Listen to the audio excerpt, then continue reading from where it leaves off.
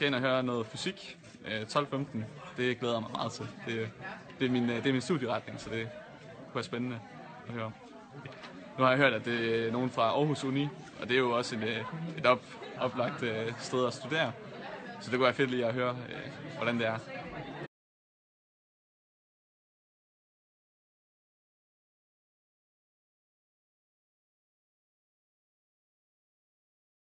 Det er fordi, jeg ikke rigtig ved, hvad jeg vil. Og så tænker jeg, at jeg må sådan undersøge forskellige ting for ligesom at blive mere opmærksom på, hvad jeg godt kunne tænke mig at lave her, når jeg er færdig til sommer. Jeg fandt ud af, at jeg var inde til kiropraktor, og så fandt jeg ud af, at der ikke var lige så meget praktik, som jeg egentlig havde forventet, der var. Men derudover var jeg ret positiv omkring uddannelsen, så det var egentlig fedt nok.